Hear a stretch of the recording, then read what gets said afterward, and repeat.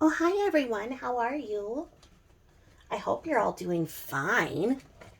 I hope you're enjoying the fall weather and don't you just love the fall leaves? There's just nothing like them. Except for fall leaves, of course, right? What you doing, Boo? Boo's looking at me and use my inhaler. What you doing, Boo? Once again, the inhaler, not a vape. So anyway, I might just survive this. I saw in the news that there was some really virulent strain of RSV.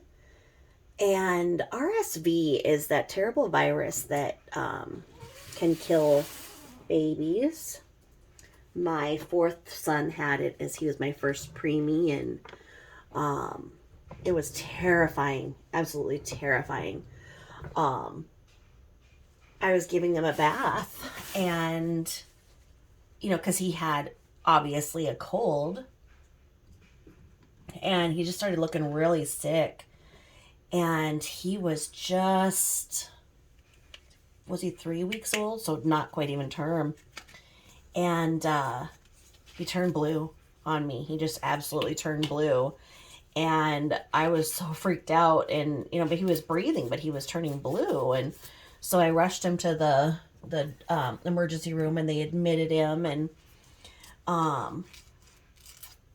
RSV for a baby is just, or a preemie, they choke on their snot. It's just a terrible, terrible thing. And babies can go into respiratory distress, have sepsis, all kinds of things. So that's why it's really important to wash your hands before you touch a newborn. Don't go out if you're sick, because RSV to most adults is just a bad cold, but it can be fatal to newborns and the elderly. And so when I just saw the news coming out with that this week, that there's a really bad strain of RSV going around, I was like, yeah, that's probably what I have, because it's just that terrible cold that, how, I don't know if you're like me, but I always get one terrible cold, like when the seasons change. And then if I work, it just stays with me, until the end of the season, because then it's just, I just never get enough rest. But if I'm not working, then I get enough rest to shake it. But I'm still on prednisone, so I just still feel really sick. So I'm not up to doing my Watts Island stuff. So there's a lot of stuff going on Watts Island, let me tell you. But I like to close with a reading from a book that is going to shed insight on, we're building the big picture, just like their relationship was building and building. And so I like to close with a reading, and I'm just not quite up for that right now. There's so much going on, as you all know, with fighting between everybody and the Watts creators, and I'm aware of it all, and of course I'm affected by some of it. And I think it's really sad, because the more that I look into things, the more that I find. Like every rock I turn over, I find another, I don't even know what to say. I would like to say another fucking piece of shit, because let me tell you right now, everybody that you think knows what they're talking about knows nothing. And the people that you think know nothing know everything. And there are some people behind the scenes, like in Oz, who is that hiding behind that curtain? Well, let me tell you, I've found out so much. And it's just so sad, because the bottom line is that as crime junkies, we're just people who are trying to find the truth. And that got lost somewhere in all of this. And people's egos and greed have taken over. And it's no longer a collective effort to find truth, and and this person finds this, so then this person can bring this other piece to the puzzle, and then they can work together, and wow, it's not that. It's not that. And I've just had to go back to square one, and anything that I thought was true, anything I thought that I could depend on being truthful isn't.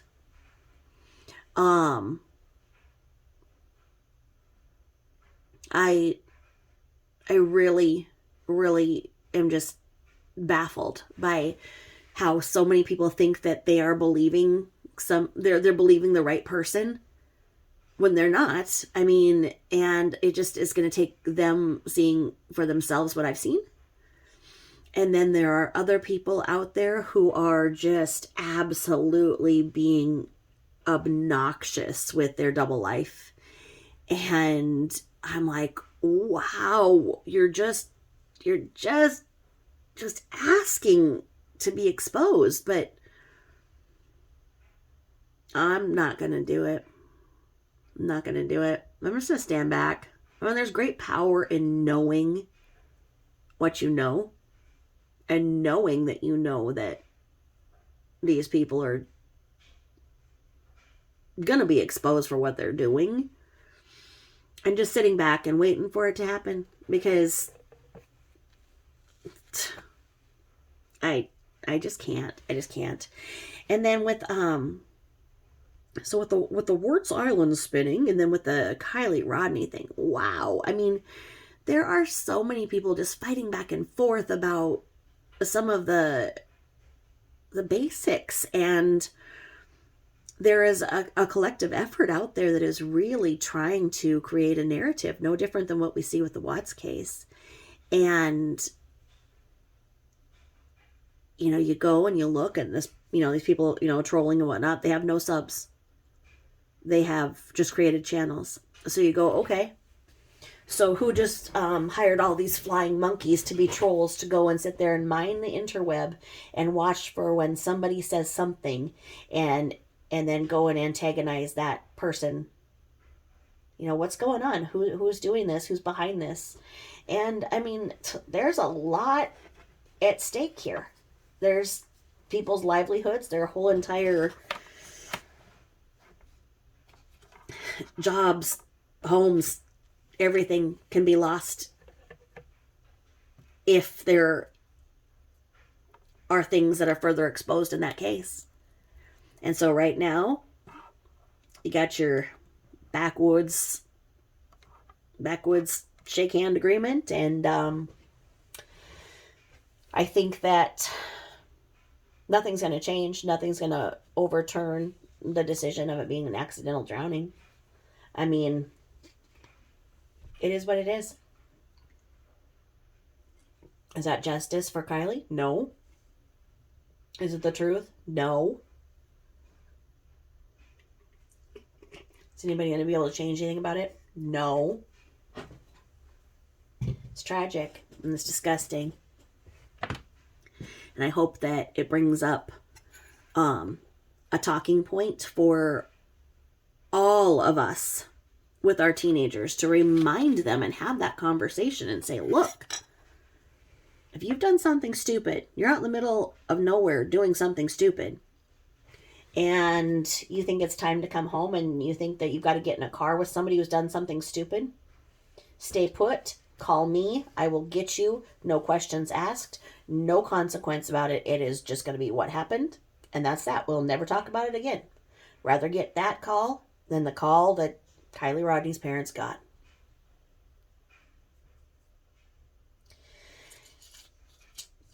Tell your kids it's best to stay put where they are and call you, as long as it's safe, as long as they're in a safe place where they can, sleep on a couch, whatever. As long as they're in a safe place and they're going to remain safe, to stay put, to call and let you know that, hey, this is where I'm at. I am safe. I am going to stay here until this time, until daylight, and then, can you pick me up or, whatever. I mean, I think that the dialogue just always has to be there. You should always also have a code word with your children, no matter their age. So that when they say this word, wherever they're at, it means I'm in trouble, come get me. Um, for our kids, it was pizza.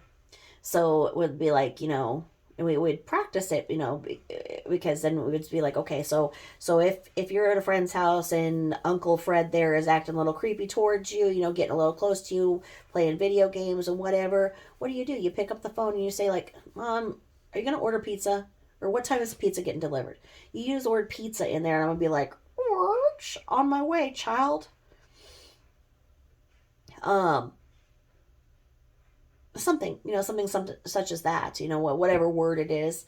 But that no further conversation needs to happen, that you just play along and you just get your kid. Times are really tough and kids are exposed to everything and anything is so easy to get. With one text, they can get anything. Um, And if you think they can't, you're wrong. And if you think they're not doing it, you might want to look a little closer, and you'd be shocked at what the kids can hide from you. I'm not naive. I mean, I love to see, how people are jumping on me for saying anything about Kylie. They're like, you don't know, this is what all teenagers are on and whatever. I'm like, you know what? You'd be surprised at what I know. You'd be surprised. And keeping an open dialogue with your kids is not easy. But you must remember that as the teenage years progress, you are their training wheels and you are nothing else. If you try to be anything else, they'll rebel. So you stand back and you hope that they don't fall. But if they start to fall, insulate them. Know that you have a relationship with them where they know that no matter what, you want them to be happy and alive, safe, and talk with them about everything. They don't want to talk about this and that. They don't want to talk. Trust me. So do it anyway. Talk. Talk about everything, anything. Don't try to control them, because it backfires and you won't win. You just kind of stand back, have a lot of food for them at any time. They eat a lot and they sleep a lot. But be their training wheels and be there. Open that dialogue. That's all we can do out of what happened with Kylie Rodney. May she rest in peace. She opened up a dialogue, and lives will be saved because of that. No matter what happened that night, her mother did reserve a campground. Her mother did intend for her to stay there, I assume, which I don't understand, because why did she text her mom to say she was coming home? However that went, because why would they have rented a campground for her to have this party on if she was going to drive home that night? I thought the intention of the campground would be that you're going to sleep there. Because, it's like if kids are going to be partying or whatever, they need to just stay in one area and don't be driving. Oh my Lord, I just had a flashback. So, oh no. Oh, so this one time when I was a teenager, and I was a designated driver, so I was not drunk. But I did go out with my friends as a senior, and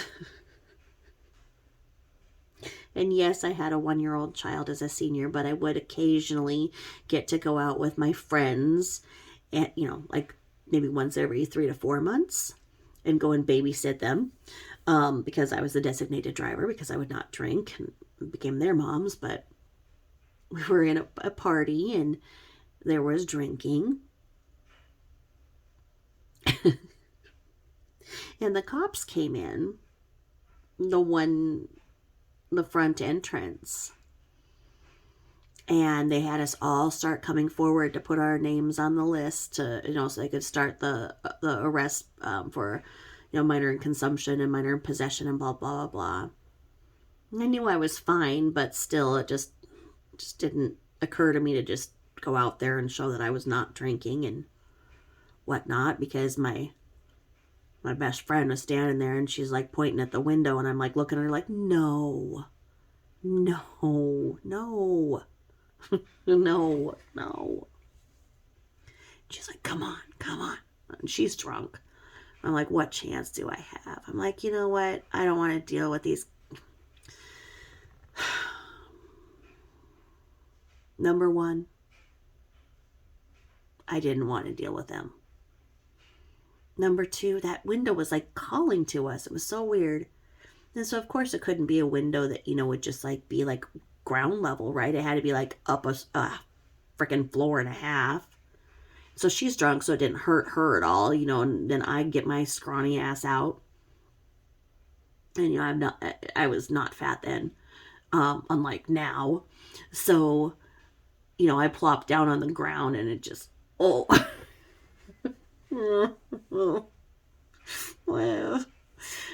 and recovered, just kind of rolled out of the fall, and we run to my car, and there's no way to get out. The cops are there. The cops have everything blocked.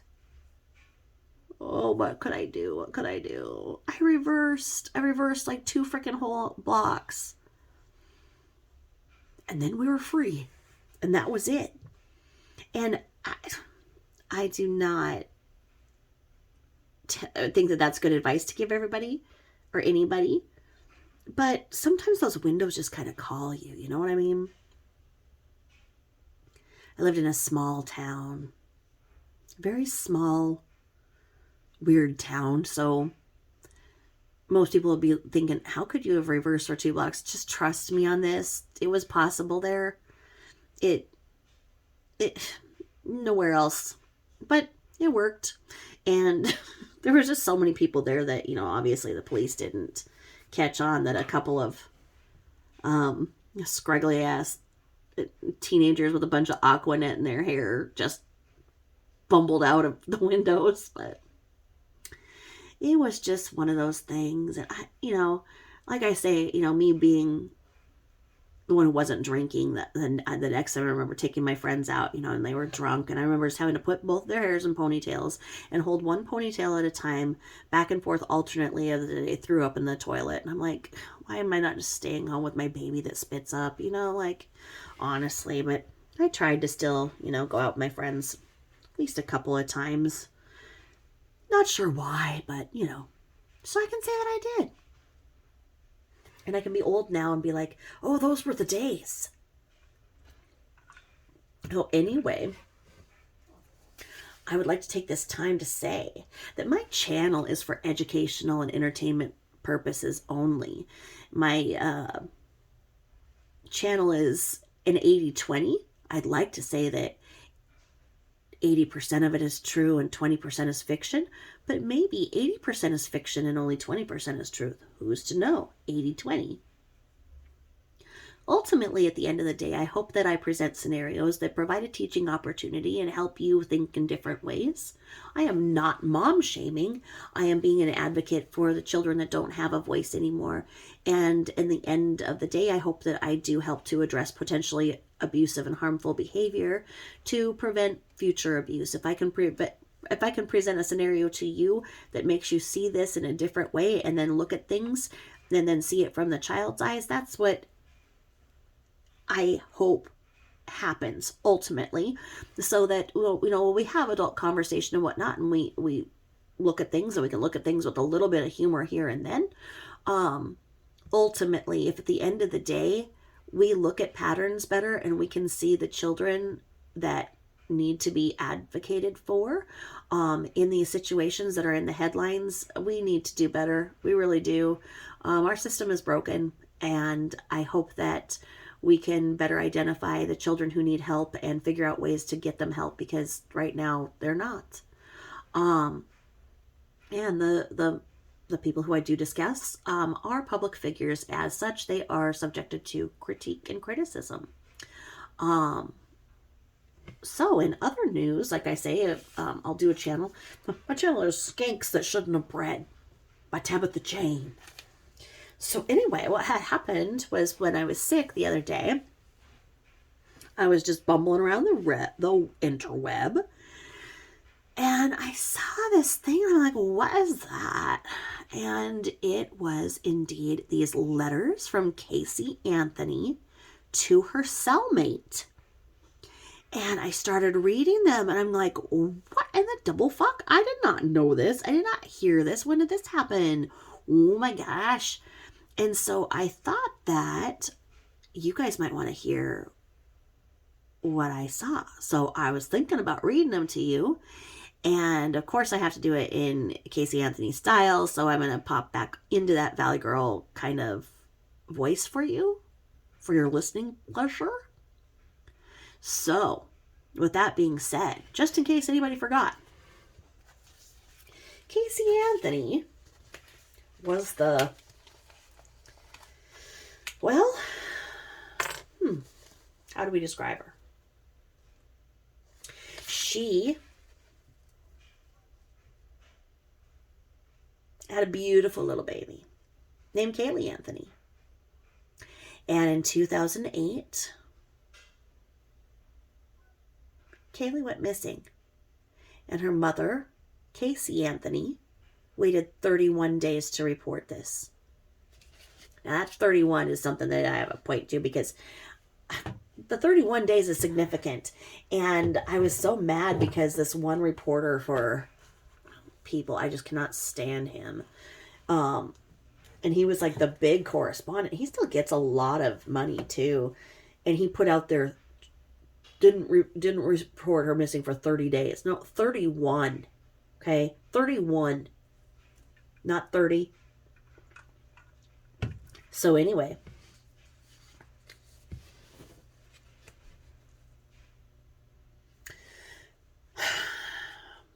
she was implicated in the disappearance of her daughter. Her mother, Cindy Anthony, called and reported her granddaughter missing. She also wanted to press charges because her daughter, Casey, had taken their car without their permission. And in so doing, Cindy made that call and said that, she wanted to report a missing person, and that missing person was her granddaughter, and she wanted to charge her daughter for stealing the car. Now,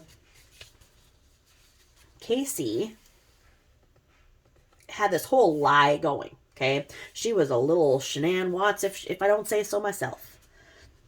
She had this whole story made up that she was working every day, working at Universal Studios, and that her daughter had a nanny. Zanny the nanny, if we will. Zenaida Gonzalez. Remember that? Well, there was no Zanny. She didn't work at Universal Studios.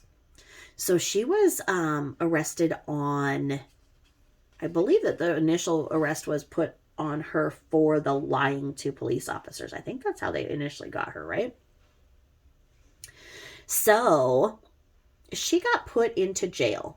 And she was put in the cell with this chick named Robyn Adams, or Robyn with a Y.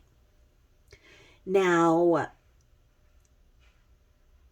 you're not supposed to treat jail like summer camp, where, you just kind of chum up with one chick, and you just like become this best friend type, and like when you guys are away, you have all these like private jokes you have to like talk about and write notes to each other, and you just like, you got a girl crush, you know what I mean? You just become so into this other person, you're having so much fun. It's not supposed to be like that. But this former corrections officer, Sylvia Gonzalez, formerly Sylvia Hernandez, decided, you know what, these two are getting kind of chummy. What's the harm? Why don't I let them chat with each other, spend a little time with each other, write some letters to each other? Who's it gonna hurt, right? And she did so because Sylvia, Sylvia had these little spidey senses, if you will, that someone was gonna get Casey to spill her guts. And she kind of thought if anybody could, it could be Robyn, because Robyn was in there because her and her husband was a former Altamonte Springs police officer. And in 2008, Robyn Adams and her husband were put in a 10-year prison sentence for setting up a marijuana grow operation. However that goes, and well, I wouldn't be in prison now because our weird plastic looking president has said that marijuana crimes are not going to be persecuted anymore. Anyway,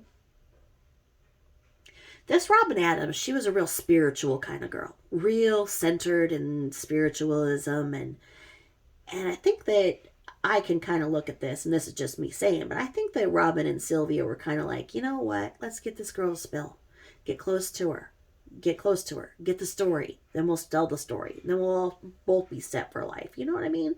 Little wink wink, you know, allow them time together, make the time go a little faster for Robyn. What's it gonna hurt, right?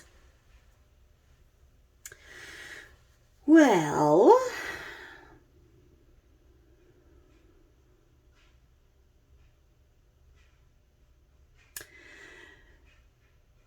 Sylvia's feelings on it were basically that when she was watching Casey, she just didn't look upset. She looked guilty. The one night when the news came on that there were some bones found at the bottom of a lake or whatever, they could have been Kaylee's. There was nothing, you know, this prison guard didn't see Casey respond in any way. And then this one night, not too long after the news came on, and they said that there were skeletal remains found in a wooded area. And all of a sudden, if you guys remember, that's when Casey lost her shit. And she had to be taken to medical because she was having this massive panic anxiety attack. And that prison guard, Sylvia Gonzalez, formerly Hernandez, was going, you didn't react when this could have been your daughter a couple of weeks ago, same kind of thing, and now you're doing this, what's up? This is guilt. And so then, you know, she just kind of looked the other way and was like, hey, Robyn, why don't you get close to her? And so they would write these letters, and Robyn would send them home. So, like, she would be like, so Robyn would, like, send a letter home, and say, hey, this chick is writing me. I don't know why she's writing me all these letters, but just put them in my stuff at home, okay? Just put them in a safe place for me, would ya? Which, you have to figure there's a lot of wink, wink, shake, shake, because the correctional officers read everything coming and going. So why are they going to let letters from Casey Anthony go out through Robyn's email to her family, right? You know what I mean? Kind of weird. So you got to figure that there was a lot of prison guards in there looking at Casey like, what you doing, chick? Let's find out. And you know that she had so many eyes on her that if they would have given her, you know, a big shakedown, it would have, you know, not went over well. But anyway, she started this letter thing. So she starts this letter thing, and I don't know how many I can read. I don't know how many you guys can stand. I'm going to read them, but just to kind of let you guys know where, well, maybe, yeah, there's a lot, guys. There's a lot. So why don't I do this? I'll read as much as I can tonight and see where we're at, because there's a lot of updates in her life and stuff too, and I can tell you guys all of that. So maybe this will be a two-parter. Maybe we'll start, and then maybe we can even start a discussion and say, Oh my gosh. Who is the most hated woman? Nicole Kissinger? Casey Anthony? Or Jodi Arias? Ooh. And then who's the most hated man? Scott Peterson or Chris Watts? Ooh. So without further ado, here I go into my character of Casey Anthony, okay? Here I go. Ready? Okay, so here's the first letter to Robyn. And she has like this whole doodle thing. I'll try and put some pictures up on my community page. Thank you guys for always interacting on my community page. I love it. And so anyway, it starts out like this. Cookie. And it's got like all these doodles. Cookie. So like I have this like super cool pen and it's blue. Thanks for my newest contraband. I have to get used to having something so sturdy to write with. You should see me try to sign something with a regular pen and handcuffs. It's comical.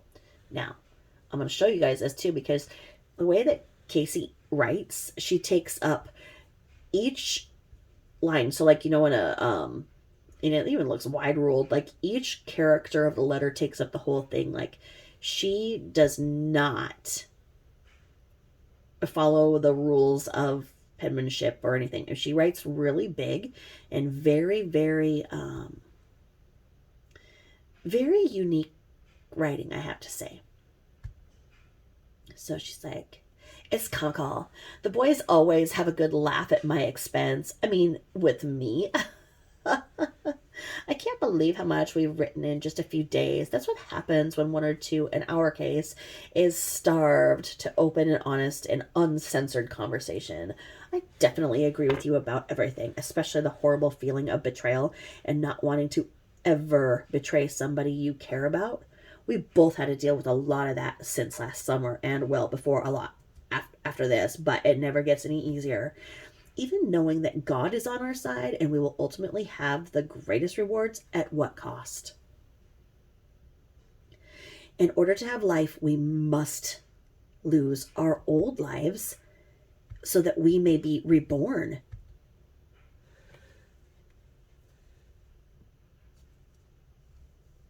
And then it has this word, C-H-E-K. I don't know. That's weird. The light is clearly shining at the end of the tunnel, but how long is this tunnel? I'm not the biggest fan of very dark places. Scary things I hide in the dark, especially bugs, spiders. Gross. Speaking of bugs and spiders, our exes sure are winners, aren't they? It is, at least I know. Well, I am 99% sure that Kay's isn't Jesse's. Note to self, Jesse Gruns. Yeah, of course he wasn't Jesse Gruns. You'd been lucky if he was Jesse Gruns, you turd burglar. Anyway, we had a paternity test done when she was a couple weeks old, and it took forever to get the results back, which I've been told shouldn't have been the case. And according to the paper he brought to my house in late September of 05, Jesse wasn't the father. Joy to the world. The strange things, Bea asked for him to come and give a sample of his DNA, and he refused. We wanted to see whether or not the test results from 4 years ago were still true. Drama. I despise that loser, and I pity him and his self-righteous Christian family. His dad claims to be the right hand of God. Hate to burst his bubble, but Jesus sits there. I totally know what she went through with Sam's dad. Same exact feelings Jay's dad had towards me. And no, they aren't Spanish. Something almost worse. Italian. Ha. I've always did like Italian guys, but like I've come to realize that like I need to stick to my roots and go Irish. They may be drunks, but at least they know how to cook and know how to properly treat a woman. Can I get an amen? Boy, do we have tons in common. And as far as being partners in legal crime, I'm not sure where I was going with it, but I'm glad you enjoyed it. That could be like one of our bumper stickers. RV living will be fun. It will be custom designed, all colorful and creative. I wonder what will happen when you put two photographers / artists together in one RV. We'll know soon enough. I know I'm skipping all over the place again tonight. I feel like I'm on a huge sugar high. Thank you, 3 packages of cocoa. I was only engaged once, 6 months. Planning a wedding was terrible, I have to admit. I'm glad that you never married Sammy boy. Oh, I said they were married.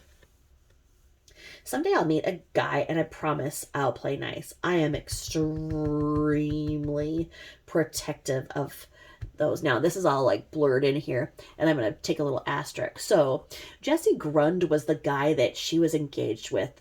The Grund family knew that there was no way that she was pregnant with his child because Casey was very, small framed, and she probably still is very small framed, and she came over and like she was like looking like 8 months pregnant and just started dating Jesse and was like trying to tell Jesse that was his baby, and his parents were like, she's like about ready to go into labor and you just like met her. And Jesse was like, no, she's not that far along, and Jesse was like so good. And ultimately Jesse said to his parents, he's like, look, I don't care if that baby is mine or not, I will love that baby. And Jesse's parents were like, okay. And his parents were amazing, and they were amazing to Kaylee. And now Jesse, his dad, is really, really cool. He is very, very religious. It is true.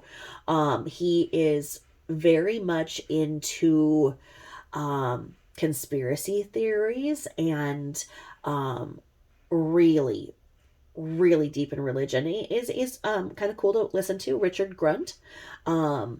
He is not really into the supernatural, but just really, really out there with religion. He went through hell too because he loved Kaylee and knew Kaylee as a newborn until she broke up with Jesse. Now, she treated Jesse like shit. They did get the paternity test rather early on, so they knew that, it wasn't, but he still treated Casey and Kaylee very well. So they broke up. Now, Jesse got remarried to a beautiful girl. She kind of looks like Casey. I mean, honestly, like from the back, the wedding dress kind of looks like Casey. I mean, he's got a type. He likes, petite women with black hair.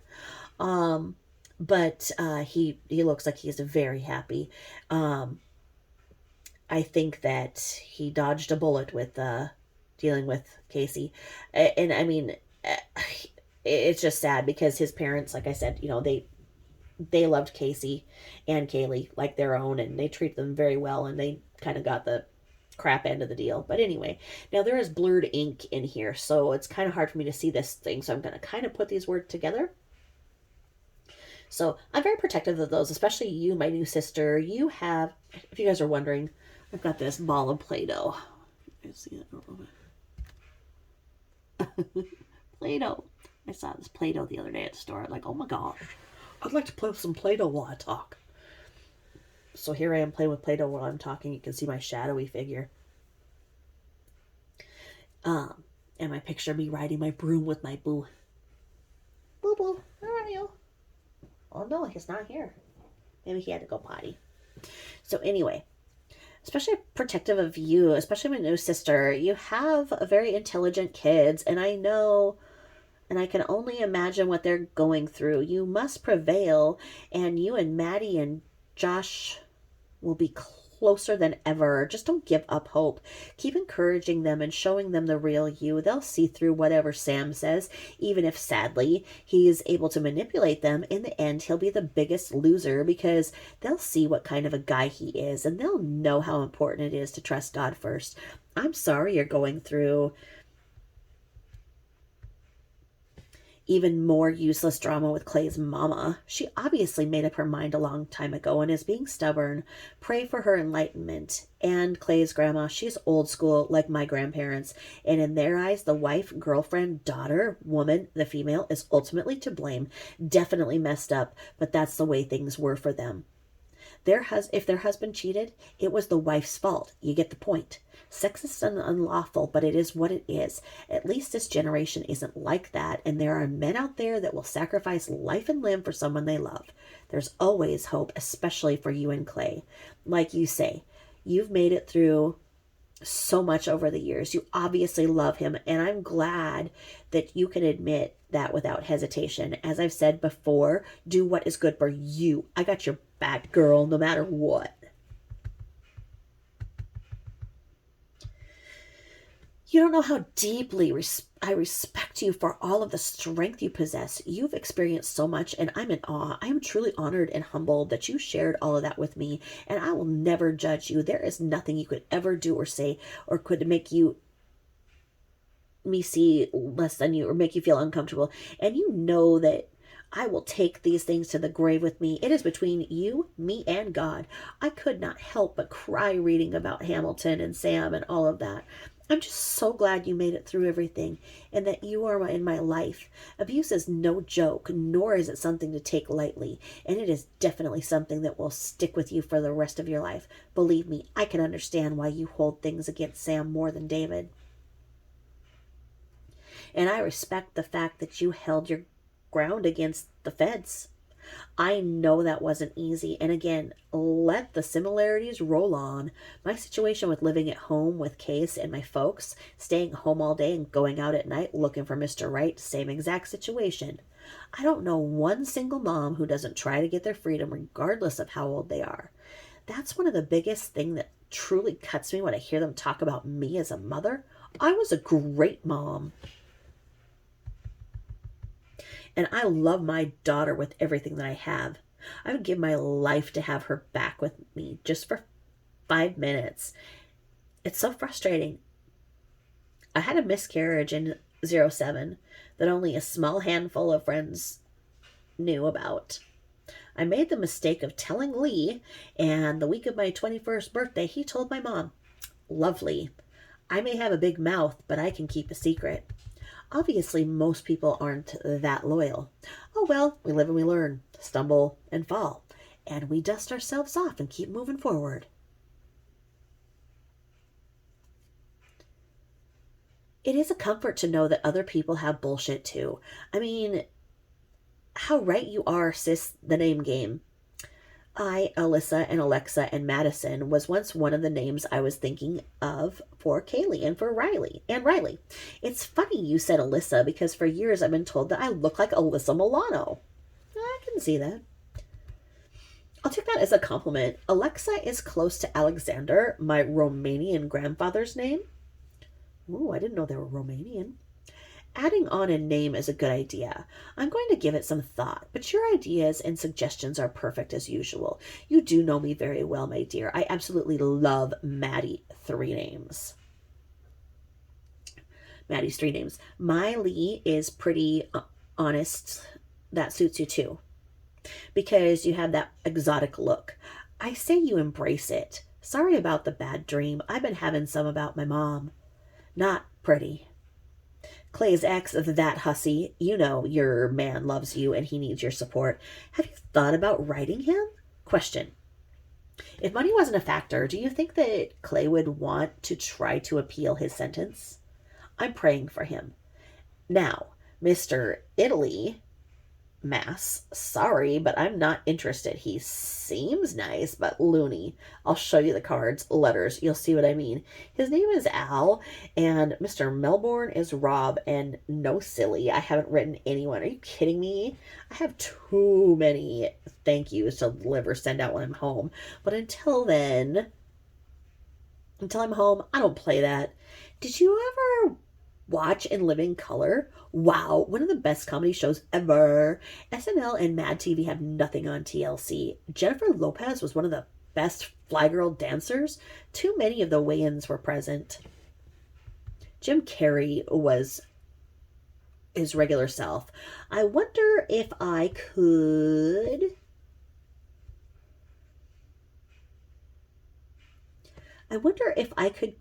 download some episodes. Curious. As far as my plan for when I leave, besides trying to entertain you're behind until I get to drag you out of wherever I'm not sure, I'll start getting things together for our RV trips and such. But going home, though, I don't think I'll be home. I don't know if I'll be comfortable going back there after everything that's happened. There's too much to share, and I promise before we're separated, I'll try to fill you in on everything.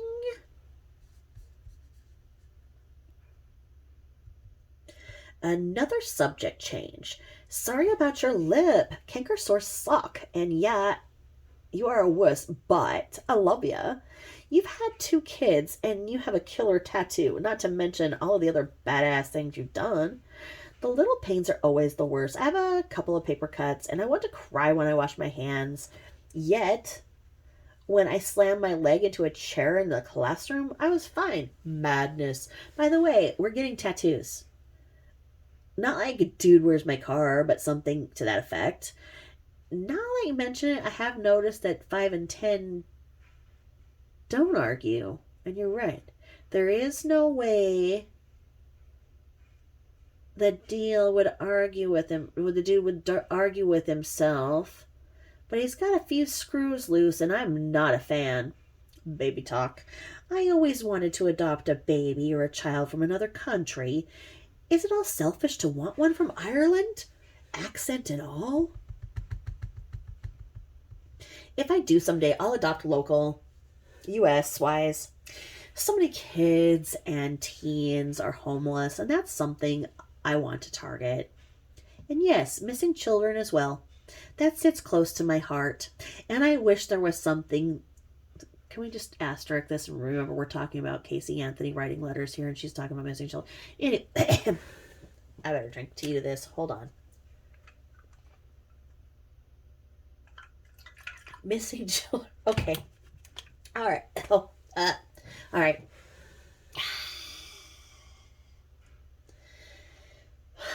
So many kids and teens are homeless, and that is something I want to target. And yes, missing children as well. That sits too close to my heart, and I wish there was something we could do to prevent it. In the coming days, before the rapture, more kids will go missing. Such a terrifying thought. Shit, I'm surprised she didn't. This is me talking. Shit, I'm surprised she didn't freaking try and say that poor little Kaylee had been part of the rapture. I mean, what in the. Reading this, you would just wait. You will not believe that. Oh, here I go. There I go. I'm trying. All right. In the coming days before the rapture, more kids will go missing. Such a terrifying thought. I'm struggling, too, with trying to take matters into my own hands. But if I do, it may not be good for God's glory. Nice guys may finish last here on earth, but in heaven we are all winners. A satisfying thought. I can't help but to read over parts of your letter, and every part of me wishes I could take away all of that pain you went through and all of the pain you still have. Whether it weighs less than an ounce or a ton, I will always, and you can always unload that weight on me. Your secrets are my secrets forever and for always. When I tell Kays how much I love her, I always end it with forever and always. I still do to this day. I talk to her throughout the day, as I do Daddy, and it brings a sense of peace to my heart. Thinking about it brings tears to my eyes and a smile to my face. I'm an emotional wreck.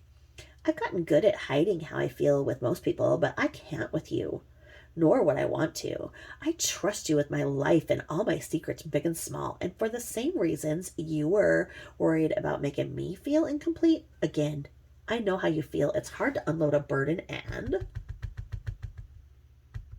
to do so without feeling like you're burdening the other person. But as always, we've had so much in common, both the good and the bad. I know how it feels to be physically, emotionally, and mentally abused. And I also know how it feels to be sexually abused. It has taken a long time for me to forgive, and I've been somewhat successful in doing so. The worst part is when I tried to confide in someone before, Jesse, my mom, they turned on me. I was to blame for my own brother waking up into my room at night and feeling my breasts while I slept. I woke up night after night with my sports bra lifted over my chest, or if I had on a regular bra, it would be unhooked. Even if I was doing karate in my sleep, that would not have happened. I woke up so many times to a flashlight in my face, and he'd be sitting on the floor in front of the bed staring up at me. This went on for 3 years before I finally stood up to Lee and told him if he ever came in my room again, I'd kill him. I was 15. It started just before I was 12. When they told my mom about it 2 years ago, She made an excuse saying that I was sleepwalking. No, that he was sleepwalking. Sorry, I misspoke. So when she told her mom about 2 years ago, she made the excuse saying he was sleepwalking. Not only did she say I was lying, but when I explained everything to her, her reaction was literally like a knife in my chest. So that's why you're a whore? I don't think having had sex with 7 people makes me a whore, but I could be wrong. Over the past few months, I've been having really vivid dreams, and it's obvious that they are dreams of things that have already happened. I think my dad used to do the same thing to me, but when I was much younger, I can see him in my room exactly the way that it was. I was in elementary school, and everything gets fuzzy, but I wake up feeling both sore and sick to my stomach, the way I used to feel growing up. That's part of the reason I haven't been sleeping much or very well lately. Maybe that's part of the reasons why I have so much anxiety with my parents. I was able to get past things with Lee, and it was far from easy. I saw a doctor on my own when I was 18. No one knows that I did. I went in to get help, but no one knows except for you now. I found the courage to finally tell him that I forgive him, and he never asked what I was forgiving him for. I think he must have known. And that's why we're more friends than brother and sister. It's easier to look at him as my friend, but even with openly forgiving him, part of that pain will always live in me. Not knowing about my dad, it's opened up a whole new case of insecurity, and I don't know what to do with it. I want to know, but I think I need to. Please pray for me. Why, after all this time, is it all surfacing? Sometimes the cynical side of me keeps saying, joke's on me. If there's more to this, it's possible that I purposely tried to forget. I grew up trying to be everything to everyone and trying to please everyone. I put on a good fight, but inside I was constantly falling apart. I don't know what I would do without God and my relationship with him, or my relationship with you. I know I'll get through this, but I have so many questions that I don't know how to handle them all at once. I am strong and I am confident in who I am, but I don't like looking back at who I was or what I was made to be. I've always had issues trusting people, and I know that started when I was a kid because of my parents and their relationship. But I have never stopped trying to give someone the benefit of the doubt, and even after they screw me over 100 times, I give them another chance. 70 times 7, huh? Blah, what? What if I don't wanna? I've had to forgive what happened to my Kaylee, but I'm still angry. If it weren't for God, screw where I'm sitting now. If it weren't for him and my unconditional love for my daughter, I would end whoever is responsible. It's not my battle. You want to know something? I know that Kaylee's nanny, the real Zenaida,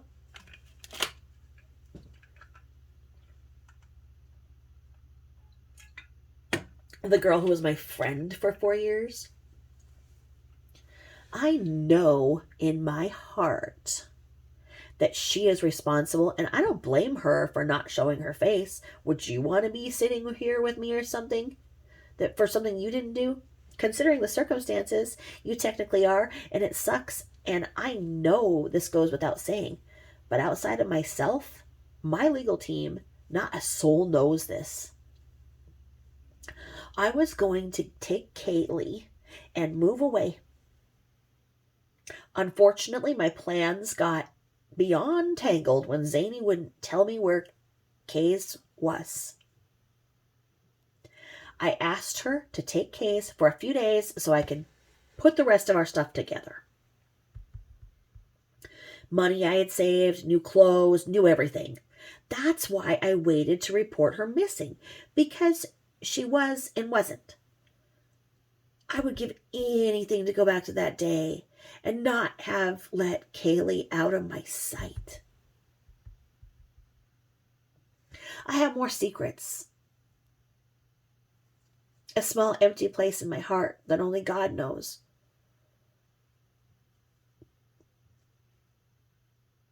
But you out there, right next to Kaylee, someday, now I'm depressed and sad, but you know all my heart. New beginnings. I can't wait to get out of here. We'll have lame jokes, nervous laugh, sincere thanks for you putting up with me. You really are the best friend I've ever had, next to God and Kaylee. I couldn't ask for anything more. I've already asked for freedom and the big man, and come to this.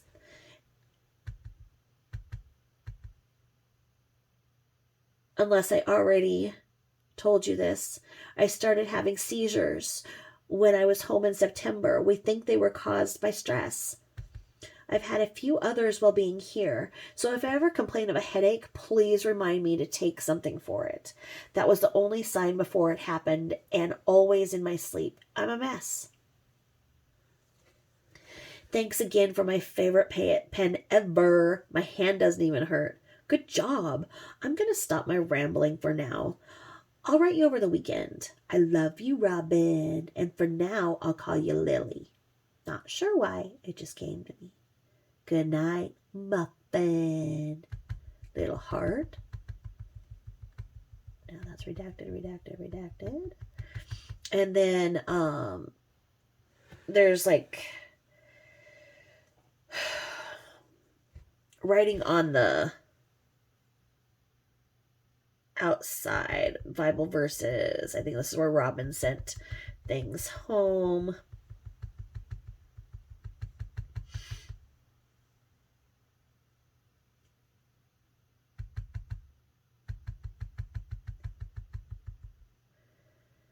And then we start again. From your deeply concerned and ever-present friend. For the moment, I completely disregarded my other letter, seeing as how you need more now than these words could have offered. I'll enclose it along with another, probably tomorrow, in case we don't get the chance to talk beforehand. In any case, my heart absolutely is breaking for you. I am both sad, angry, and then frustrated, and even sadder.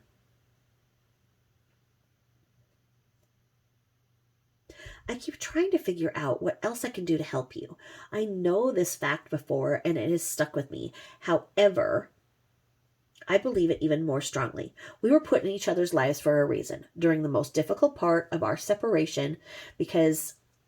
journeys, because God doesn't want either of us to feel alone.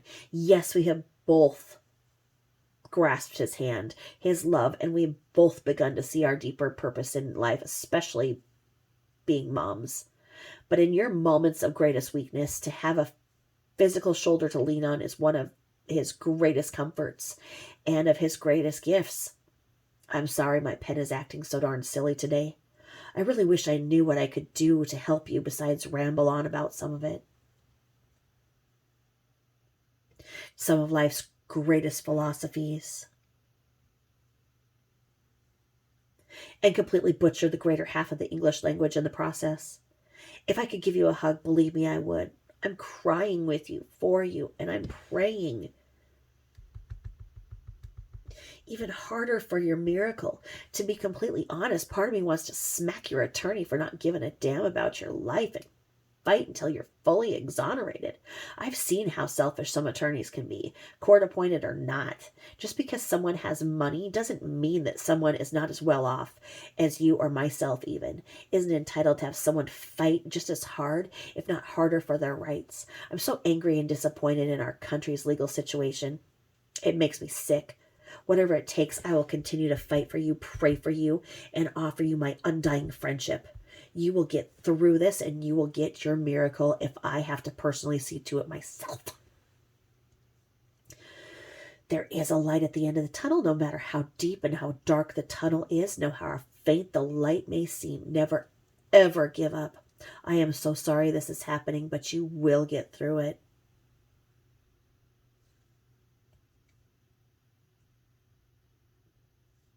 Cry it out, sister.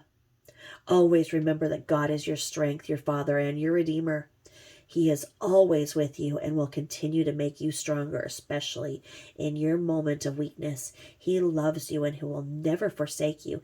Anything you need, don't hesitate to ask. Hell, you're taking up your own personal you're talking to your own personal paralegal, or so I was told last night.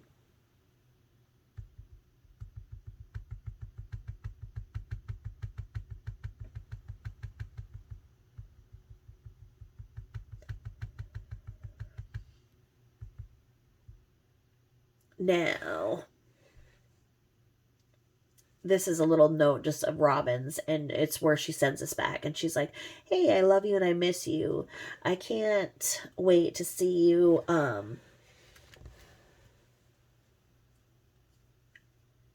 Since I can't have letters anymore, can you put these away? She started writing me notes, and I can't keep notes in the books on the shelf. Just throw them in, and I can't just throw them in my trash. So if you can keep them safe for me, I try to encourage her for her strength and guidance and hope for some reason. Give her something that she can find, and I hope that's okay. I just like to inspire people. I just don't want to get in trouble for having notes in my cell. I'm just trusting these because I never mention these on the phone when we talk. I'm just sending them to you to store away. So yeah, because it's just kind of, it's sideways, so I can't really read it, but that's what it says. And then another one from her. She goes, hey girl, I just thought I'd check on with you. I've gone the entire day without napping for some reason. I have too much energy. I guess that's not a bad thing. Can't be sad and mopey every day. Keep your head up. Hope you're doing okay. I'm here. You're in my prayers. I'm going to write a joke on the back of that one was sent back to me today. Clever. Some of my new friends are silly. You'll understand why. And here she goes. She wrote a note on a joke on this one that was sent back. So here's a joke from Casey Anthony. A fraternity brother comforted a junior member, telling him a sorority girl is running around campus telling people you have a small dick. Yeah, the junior member replied. Well, she has a big mouth. Enjoy.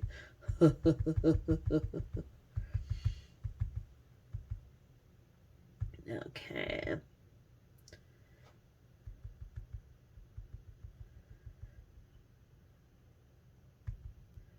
Then there's just like some side writing. It's just kind of weird.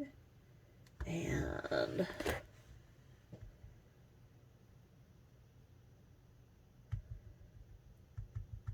me see here. More pen stuff, talking about pens. Pens are very exciting. And then one from Robyn, and she's talking about a 5-finger prayer. She has really nice writing. And yeah, Robyn is really interesting.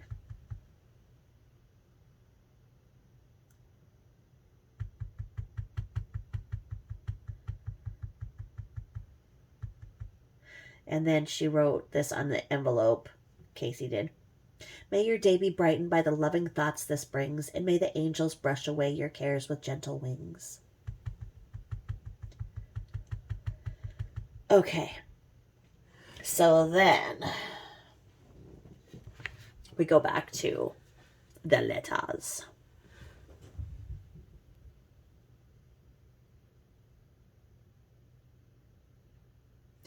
Okay, so I'm not sure who she's talking about, but this is how it goes. He did drive back this past weekend when everything went down with my padre. Good thing Tampa is so close. My dad is checking into a facility, almost like a... Oh, Lord, I got... This Play-Doh got blue dye all over my hands. I look like a Smurf. Holy shit. Oh my goodness. So anyway, He did drive back this past weekend when everything went down with my padre. Good thing Tampa is so close. My dad is checking into facility, almost like a rehab center, so he can continue talking to someone and get some help. We need to keep praying that he reconnects with God along the way. I'm glad he's taken this step voluntarily. My mom seemed to be very pleased with his decision, and she'll be able to visit him regularly. I got a letter that he wrote to me yesterday, and his spirits were lifted, and for him to admit that he needs help is a significant step. God is good. My stress level has been teetering back and forth since Friday, and it hasn't stopped swaying as of yet. We're going to see the date for the sentence sometime coming this week. For the service. Oh, the service. Okay, this is what we're talking about here. Okay, so do you guys remember when her brother, was yelling at CMA, CMA, CMA. Yeah. Well, for that funeral, I bet you that's what they're talking about. I bet you the service, because George tried to kill himself. So I think this is what she must be talking about. So there must have been some time where they weren't talking or whatnot, or weren't doing letters. And then it just kind of starts back here. So we're going to set the date for the service sometime this coming week, the first week of February. I'm extremely nervous, to say the least. We'll finally have a little bit of closure. Is it wrong of me, though, to not really want to know the truth? I'm honestly scared of the numerous possibilities. She's safe. She's in God's loving arms. In a lot of ways, I'm content by the fact she will never have her heart broken or see the constant negativity that our society breeds, nor will she ever be abused or taken advantage of. The clock is ticking, and at the end of the day, and the end of days is near. I can feel it.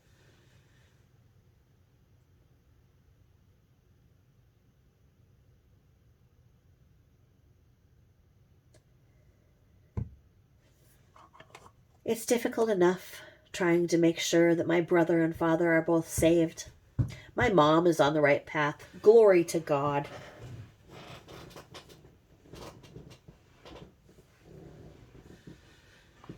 There's so much to think about. Let's see if it goes in there. They kind of cut that off. There's so much to think about, blah, blah, blah. So then it just goes, cool, huh? I never imagined myself a warrior before, although I know I've always been a fighter. What a feeling and a responsibility to know that we're part of God's army and that in the end we are victorious. What a feeling of satisfaction. I'm so humbled by those gifts, but more encouraged than I've ever been before. Are you doing any Bible study courses? I've really enjoyed the ones Chaplain Gonzalez brought me. It feels like my eyes are seeing things like never before. One of my favorite verses, Matthew 6:22. The lamp of the body is in the eye. If therefore your eye is good, your whole body will be full of light. Everyone has been telling me how different I look, and it is all as if I am glowing. Those words didn't hit me until I read that passage on Friday, and instantly I felt that connection. This was during the time I needed comfort, after hearing the news about my dad, when I also stumbled upon Job 23. Of course, the first name that popped into my head was yours.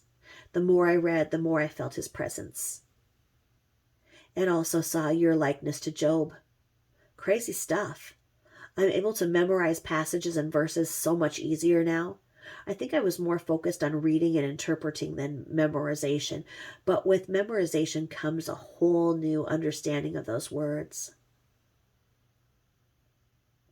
I started looking at the pictures I have taped to the inside of my Bible, and this wave of peace touched my heart, and I let out a really deep sigh. I feel better. You're to blame for a lot of that. I love you, sis, and I'm so very grateful for our open lines of communication, even if it's sneaky. I'll write more later. Not that you're not already bored with my rambling. It's almost time to watch my stories. Hasta pasta. Just so you know, your new nickname is Cookie. I mean, this is just crazy because this is like where the time that Kaylee's funeral was going on. And that's where her head was.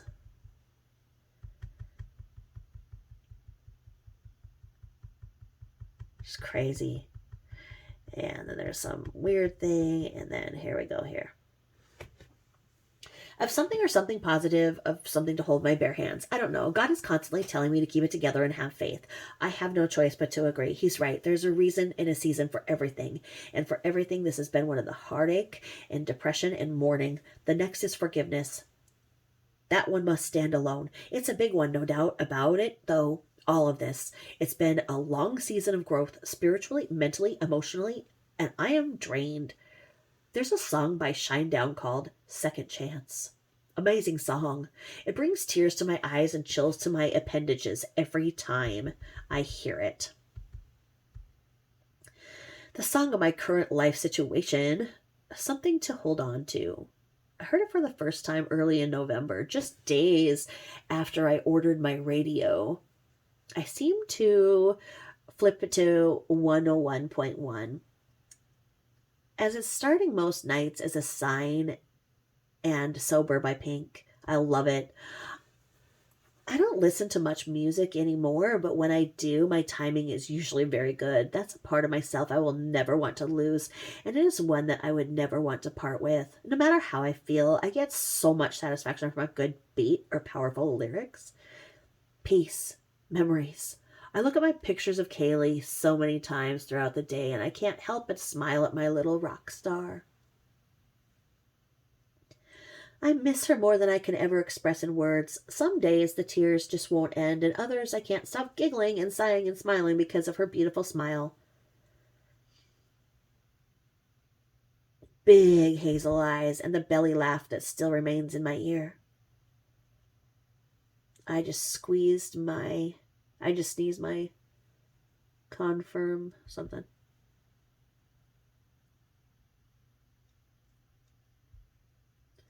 And it says she's been trying to very lately. Do I just sneeze around anymore?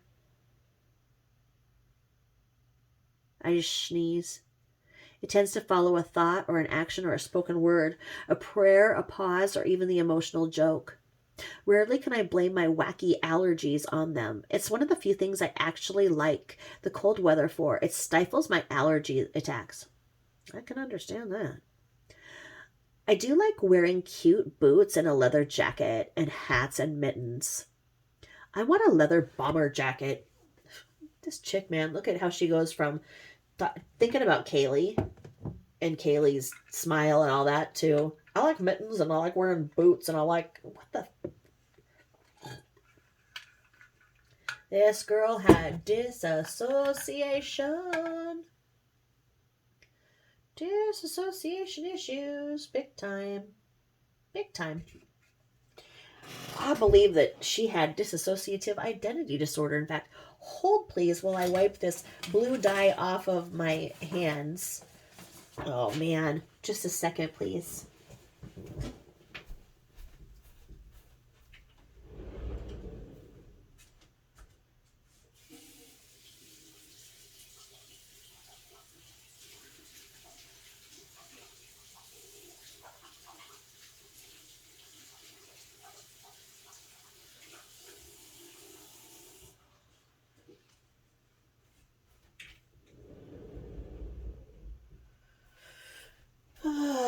Pardon me. Hi, Boo Boo. You back? Did you go potty? What you doing? Is it time for Mama go night-night? Mom will talk for just a little bit more and then we'll go to bed, okay? Alright. So, thanks for holding, guys, while I got that dye off my hands. So, anyway, we're talking in Casey Anthony character here. This Play-Doh. I'm telling you, this look like cute Play-Doh. It was on clearance for $1. Now I see why, because it turns you into a frickin' Smurf. Gets pieces of it everywhere. So, and an awesome pair of biker boots. I can picture in my mind that I had an awesome pair of biker boots. Of course, the quote that comes to mind is from Dumb and Dumber. Killer boots, man. Jim Carrey, Lloyd Christmas. To the cop who pulls them over. I miss that movie. The stupidity and the laughs. That's one of the first movies I want to watch when I finally leave this place. That and the new Batman. Did you hear about Christian Bale's outbursts on the set of his new Terminator movie? Uncalled for, yes, but quite comical. The second Transformers comes out this summer, something else to look forward to. And aren't they making a second Sex and the City movie? I actually want to see the original movie just so I can know what all the fuss is about. I trust your judgment. Want to see it with me? Well, rent, download, or catch it on one of the movie channels. Man, our friend has ended her silence. It was too good to be true. I almost feel sorry for her sometimes until she starts making demands and cursing at everyone. Makes me so mad I can't comprehend how people can deliberately be so rude. Not my style, not by any means. I really think that's one of my biggest peeves. I may be impatient, but I'm the farthest thing from rude or disorderly. I try my hardest not to let it show. I pride myself in my politeness. Well, friend, I'm going to rest my hand, get a little lunch, and watch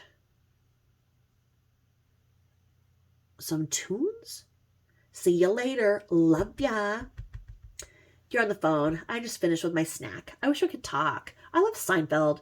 Wouldn't it be great to chill on a big comfy sofa drinking a tea or whatever nighttime beverage suits your taste buds? Watching reruns of classic shows like Seinfeld, Friends, King of Queens, or a movie or three? A normal life with you, the Munchkins, me with my adopted sister, niece, and nephew, and our dog. I need someone to cuddle with.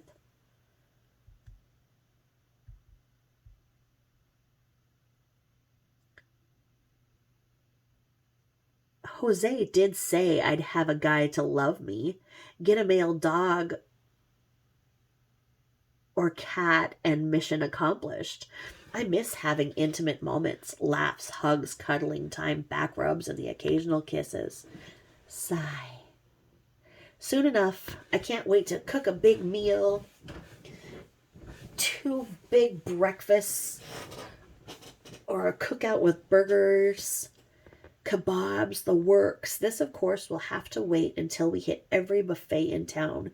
Starting with the big GC for breakfast, I'm imagining Golden Corral. Not a bad choice. They've got, this is a side note, this is me talking.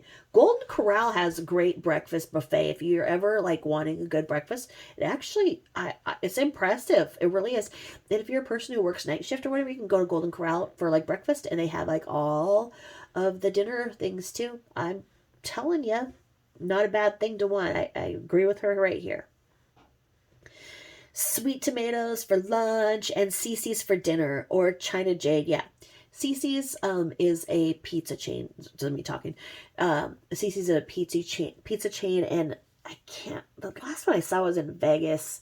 They have like they'll put like little coins on the floor too, and you can find them, and they it's like for a discount for the next time. Or they'll put them in the parking lot. I remember that about it. And it's a pizza buffet, and it's not bad. It has like macaroni and cheese pizza and stuff. It's really appealing for kids. So Cece's is a good buffet. Buffet food. I mean, there can be living in Vegas as I did. You know, went to every buffet known to mankind.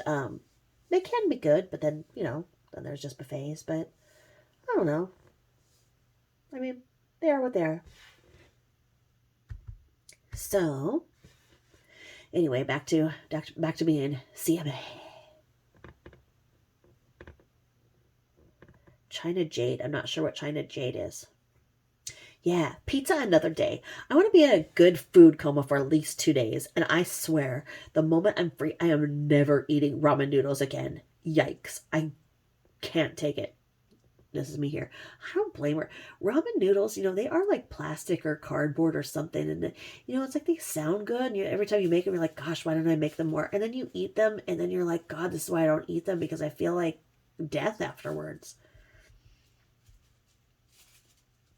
I didn't even order anything extra this week. I really tried to back off all the junk, but I've had a huge craving for chocolate goodiness. But not really candy. More like chocolate milk, maybe Yoo-hoo.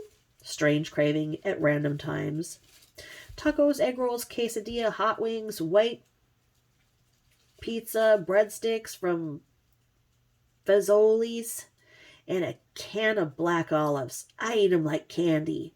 I'm totally a fat girl at heart. I'm really happy, though, that my tummy has calmed down. I don't know why it was achy for over a week. I hope I didn't have the flu, too. It's not great, but it's better. Probably nerves. Besides 2 cookie overload and the overly yucky food. Ha. Oh, man, silly thought. No soup for you, the soup Nazi. That would have been a hilarious name for a restaurant or a soup kitchen. I crack myself up. The crackhead Sham the Block needs to know her role and shut her dang fat mouth. Yay for the nurse. Is it good that I enjoy when they rip her a new one? Some of these ladies I really like, and it pisses me off when she's rude to them, To each their own. That woman has a sickness, and it's called being rude. A rude, compulsive bitch. Father, forgive me. So should I go red or blonde? I'm trying to decide how extreme I want to go with my makeover. I will get colored contacts so I can change up my look from time to time. Who is this Casey Anthony you speak of? If you could change your name, any name, what would it be? I've been thinking about a lot lately. Ideas? Many ideas. Well, you're off the phone, and I'm going to potty and pass out. I love you, Cookie. Peace and hair grease. Side note, that means she needs to take a shit and go to sleep.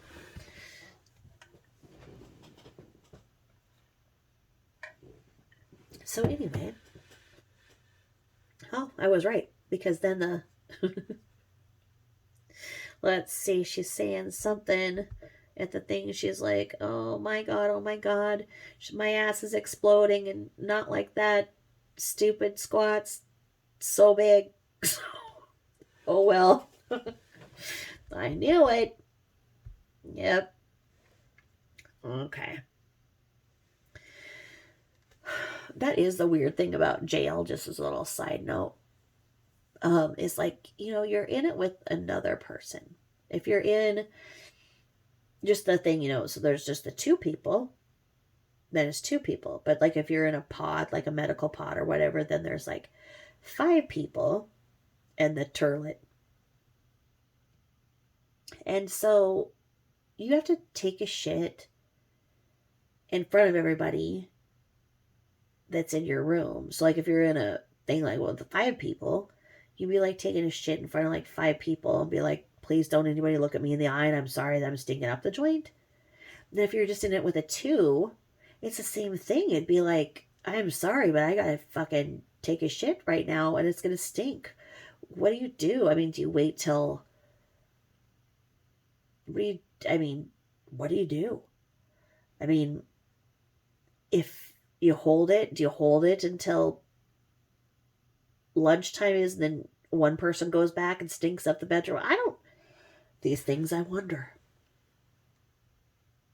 Hello, dear. How's my feisty sister? Boy, oh boy, you've been in a rare form for the past few days. Granted, I've been told the same thing since Friday, but still, you make me laugh. I completely understand your frustration, though, and it's taken a lot of my strength not to curse out that crazy witch, but you beat me to it. Kudos, my friend. One has to vent every once in a while, and we both have way too much boiling inside. This too shall pass.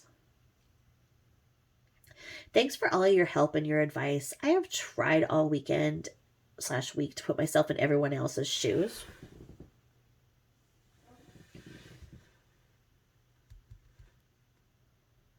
Actually, I've been trying to do that this whole time. In any case, I'm completely at a loss for words, and it's all in God's hands. He keeps telling me to move on and move past it. So I must do what I'm instructed. I feel a lot better, and I feel that a lot of that is your fault. I got a big smile times 1,000 when I read your letters and encouragement. So thank you, my darling. You've always got my back.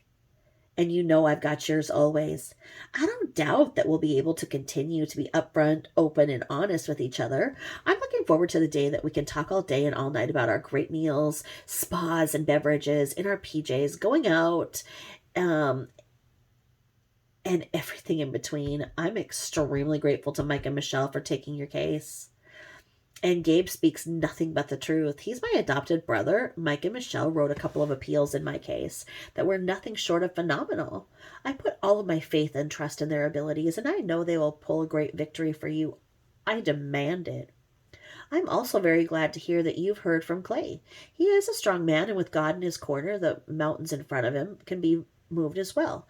We all need to take our own advice and give it all up to God, no matter how big or small. Keep your heart open to his word and don't be afraid of it. These doubts of your marriage surface. Just remember the blessed vows you exchanged back in June and hold on to the love you and Clay have shared.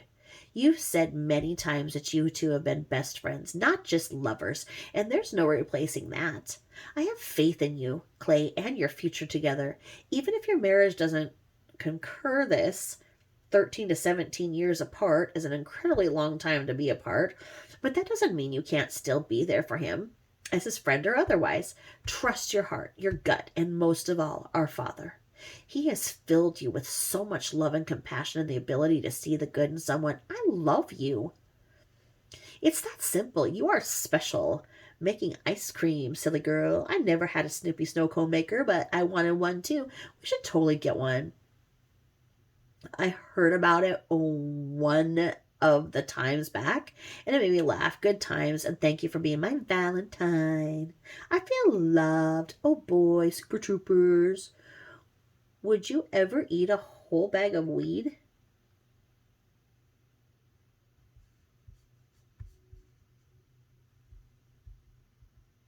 No way. Have you ever tried to insert the word meow?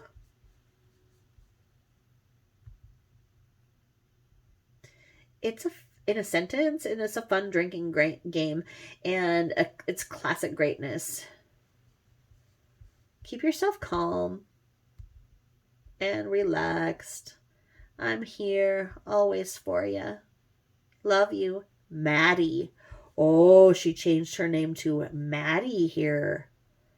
Mattie. Ooh. So she's not Kaylee anymore in the letter. She's Maddie. Sometimes it's just good to look back and laugh. I've even thought about discussing some of my female friends, old and new and otherwise, especially because the combined number is so tiny, but there's always a funny story or two shared between women. Why not? I refuse to name drop, so everyone I will have their nicknames or some other direct reference.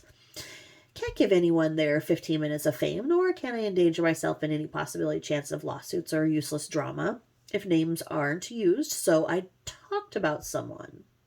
It will not be gossip or hurtful, nor will it be deceitful or malicious in any way. Comedy? Yes. I have the right to share my stories, right? You may come up in more than one of we may come up more than once in my books, if that's okay with you. Should I go with Cookie or Cookie Monster? Kids, Cookie is a possibility. For those I may directly name, permission must be granted, and it will be done legally, contractually. You are guaranteed. I am taking Tylenol. Extra strength Tylenol. Acetaminophen. Oh. I just don't want anybody to think I'm a pill popper when I'm popping pills over here. They're Tylenol. I'm in pain.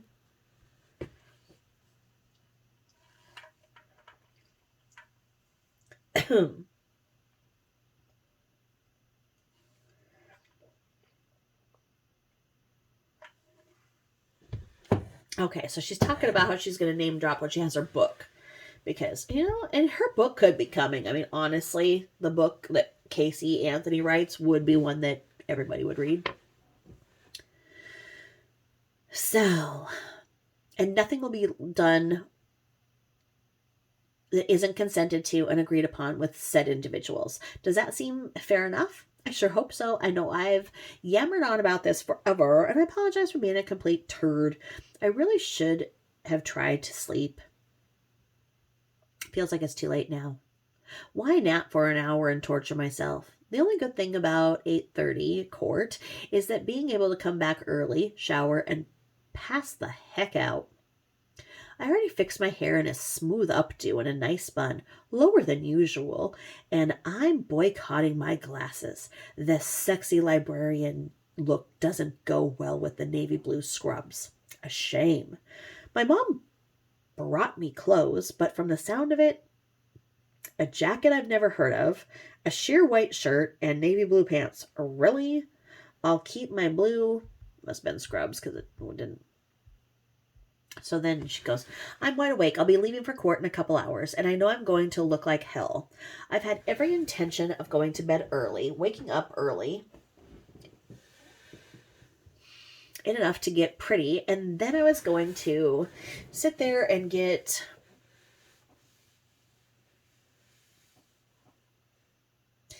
sit impatiently until it's time to go. Not the case, obviously. I started writing one letter around 12:45, and then starting a letter forward to one of my latest creations, the Lovers and Friends book, clearly stating that it is not your average kiss and tell story. Inquiring minds want to know, and boy, are they in for a treat. The moral of the story, none of my relationships would have survived or will survive without putting God at the center of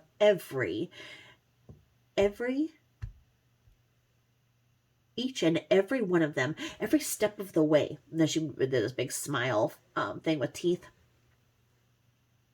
I've learned so many things about myself, and why not share some of my super silly insights, including my sarcasm, cynicism, and the truth about God.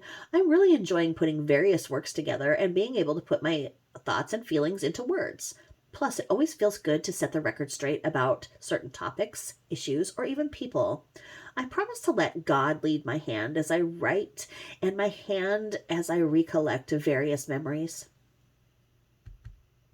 Since my heart is no longer involved in most cases, I can be fairly unbiased when it comes to some exes, friends or otherwise. And even if it never gets published, whether or not I'm going to try will obviously come in later, but it won't be for nothing.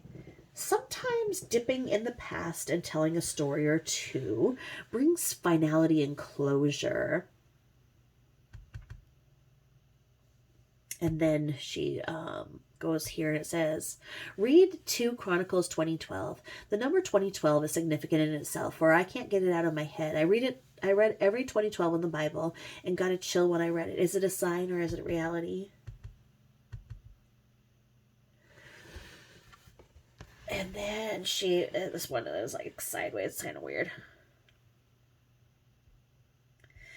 And it goes, how does this one go?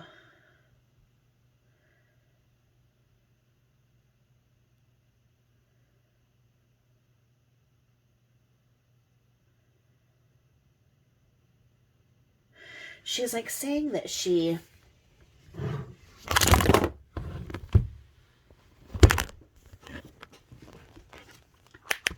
whoops.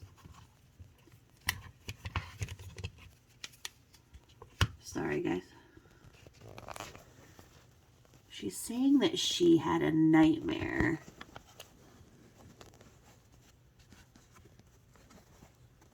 And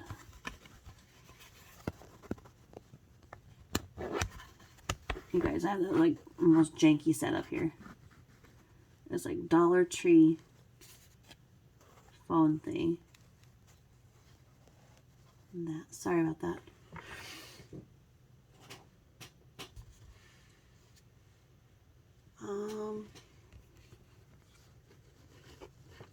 Yeah, I can't see it. It's really weird. I'll have to look and read that part later. Because it's like this sideways letter, and it's something about her waking up.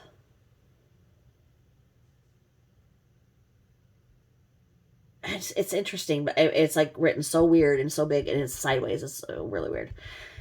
So anyway, she goes there. I don't know if that's part of the book that she's doing. Because then we go over here and we're like, Cookie, how are you, love? I'm still pretty out of it, even post-shower, but I feel better, warm. It's absolutely freezing in here this morning. No wonder I want to stay cuddled up under the covers all day. You're in jail, ma'am. But anyway. Thank God for thermal and thick socks. Did you get your TV time last night? I crashed right after. I watched you beeline upstairs.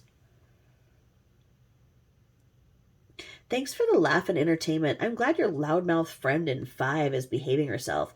I wonder who bribed her or what they gave her to finally shut her up. Nonetheless, I'm grateful for the quiet, regardless the reason behind it. I didn't end up ordering any commissary last night. I already feel like a lush because I have a full drawer with a whole bag of shebangs, popcorn, barbecue corn chips, yum, fruit cups, ramen, crackers, plenty of juice mixes, 8 or 10, and a few odds and ends. First week since the beginning of November that I won't receive a big old bag of treats on Friday. I'm almost kind of proud of myself. Ugh, my hand is still cold and I'm still sloppy today. Sorry, I haven't watched TV in almost a week. I wonder what I've missed on General Hospital.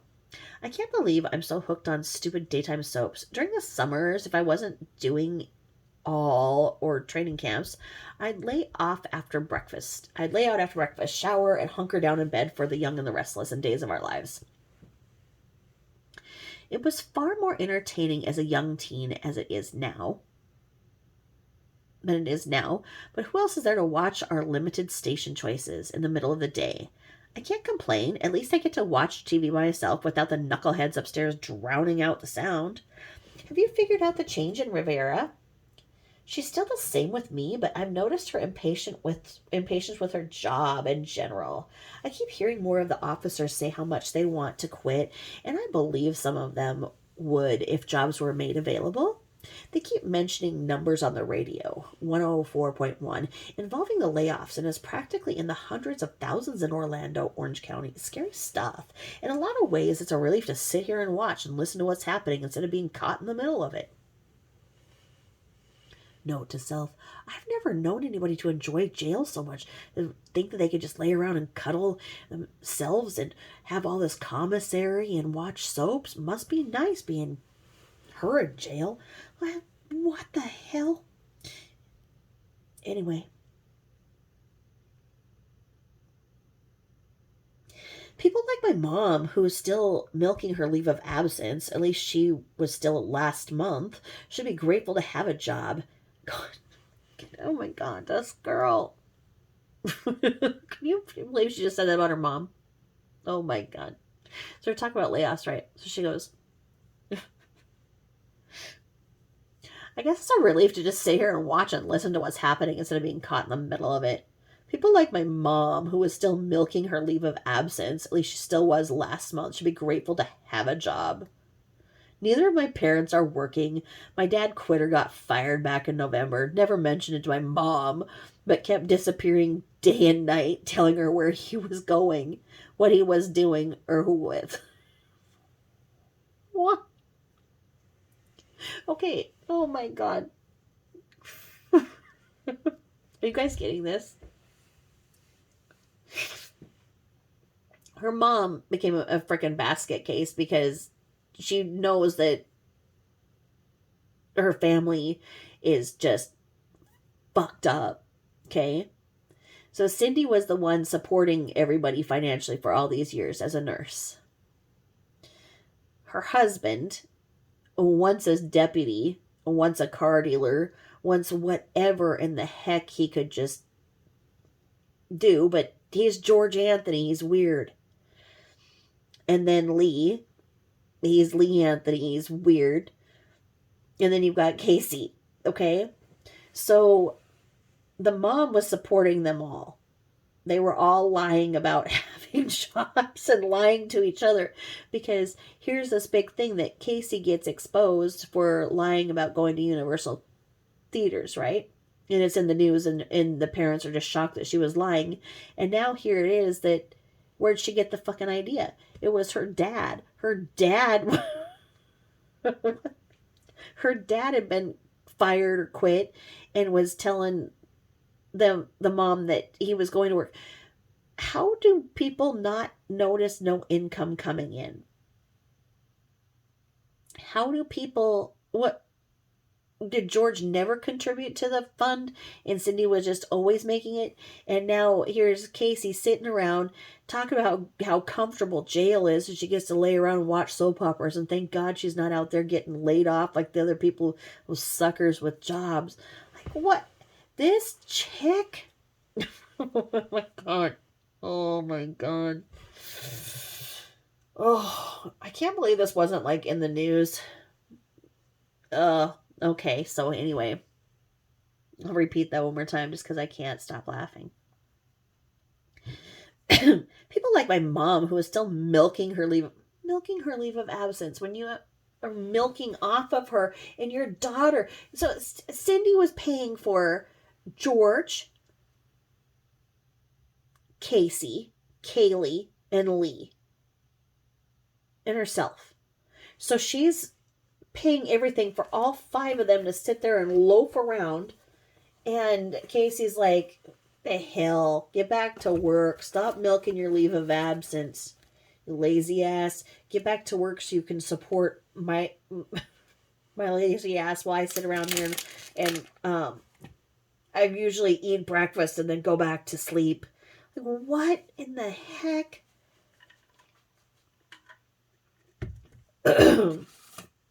This chick. I think she's choking me here. Oh my goodness sakes.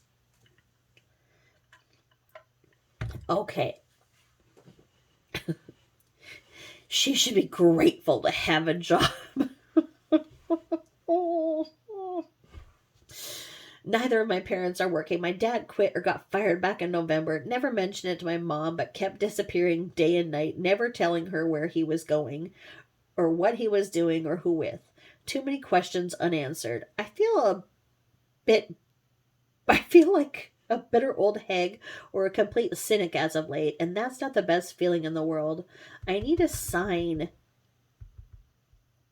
And then here she goes.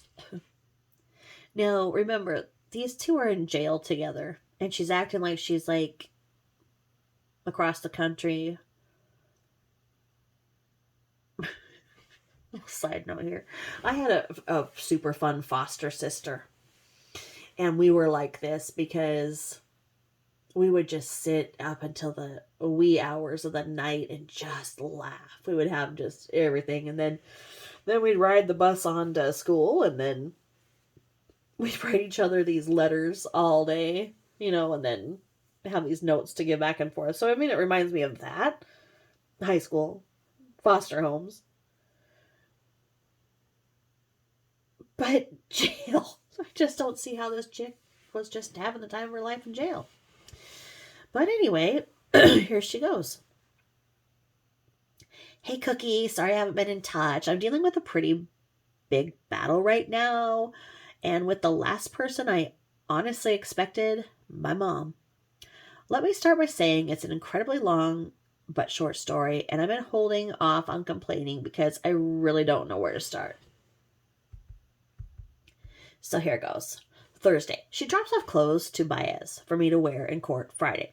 Let's just say the only 2 things I was comfortable in was my black flats and my favorite gray blazer.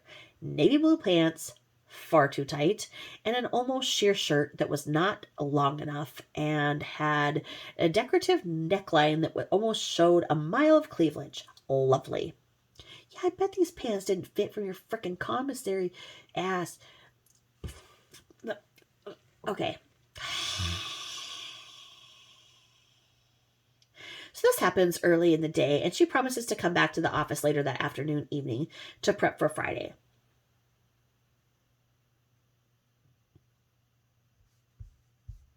she writes something off to the side here. What does this say? She got some message in the morning. She got some information on Saturday morning that she needs to say in there. Okay. So apparently it's her mom's fault that she got a big fat ass in jail. All right. So she promises to come back to the office later that evening to prep for Friday. After numerous phone calls, Baez can't get a hold of her, or better stated, she avoids all contact, including text. Baez contacts her attorney, Brad Conway, and gets the runaround from him. More useless details, but what it boils down to is my mom is going to be escorted to court on Friday via a friend of hers directly connected to the Today Show. Oh.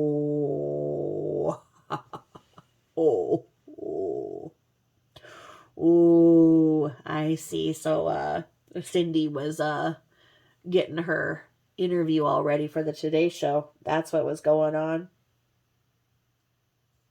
And Casey learned that everything wasn't about her that day. Woo. Friday morning, I see what is brought for me to wear for my appearance. Unfortunately, I didn't have a say because the judge ordered me to come dressed appropriately. His intention is to actually help my public image. Kudos to Judge Strickland. So my morning didn't start off great. I also didn't sleep more than an hour before leaving here at 7 a.m. because I was so excited about finally seeing my mom. I walk into the courtroom, completely shackled, which was against the judge's orders. So I get seated and Baez relays the message that I have to get re-escorted outside to get uncuffed, only from the waist up. Joy. Well, I trip as I try to sit down the second time, klutz that I am, all in front of the camera. A few minutes pass. They start to let in the spectators, all media, and I ask if my mom is there yet. Baez briefly tells me that she is sick and isn't coming. Well, the proverbial punch in the stomach. She's got this chick. She's facing capital murder charges for her daughter's death. She knows she murdered her daughter. And she's focusing on whether or not mommy is bringing her clothes or not. And then she's going to be happy to be able to see mommy when she's shackled and mommy doesn't show up for the first day. And so she's making it all about her. This chick, man, I'm telling you, dissociative identity disorder. I'm going to have to start reading you guys books about it because this is what this bitch has. She is able to disassociate like nobody I've ever seen. What the H, man? So, poor little Casey isn't getting her way. Oh my God. So, court did go reasonably well. A few laughs, courtesy of the judge, and I was back here just before 10:30. I talked to 3 of my attorneys just before coming back, and they're so upset that my mom bailed on me, and the fact that her attorneys shows up waiving all conflict with my mom's former attorney who started working for the enemy the day he resigned from working with my folks back on November 20th, my brother's birthday. Still follow? I hope so. 'Tis just the beginning. I was pretty upset on Friday, but I didn't want anyone to worry, especially not my cookie, so I put on my happy face and let it go. Saturday around noon, Baez and my attorney, who was down from New York,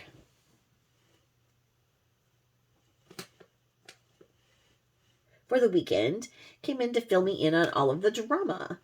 They still couldn't get in contact with my mom, and they are both still extremely frustrated about what went down the days previous. I'm right there with them. This is when I get all of the details from Thursday through Saturday. Here's where it gets good, boo. This is what it says in there, not me talking my boo. My mom has been battling us on the service details religiously and without any consideration of my ideas, feelings on the matter. Her idiot attorney has been bashing Baez and my defense teams for a couple of weeks now without reason, and my mom has done nothing to stop it. We're the ones being made out to be careless, heartless, and selfish, but we're the only ones playing by the rules and trying to avoid stepping on anyone's toes.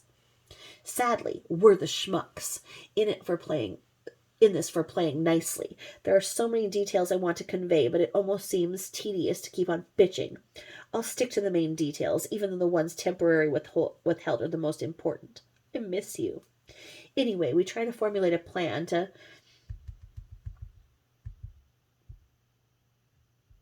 cover out any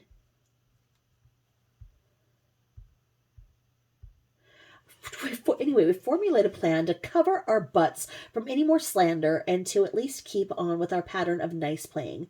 I find out that my brother was acting according to scripts via law enforcement when he came to visit me back in July and August, and he was reporting back to them with whatever I told them. I told you about everything my dad said during his interviews with Ellie. So 2 down, 1 to go. Sunday morning, Baez and Linda come back to re-update me on the super fun weekend and have even more fun details to share. My sick mommy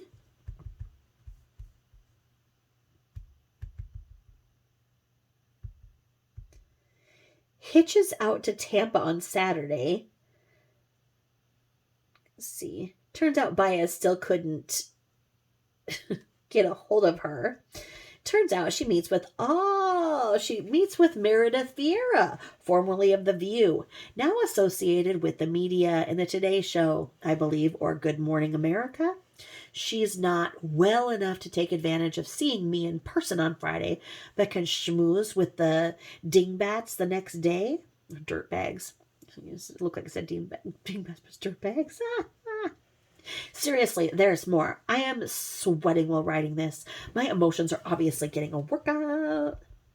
Come to find out that she put a trademark on Kaylee's name months back, never told me, and even talked about doing the same with mine. I should be careful then, I guess, what I call this, huh? She trademarked Kaylee's name. Wow.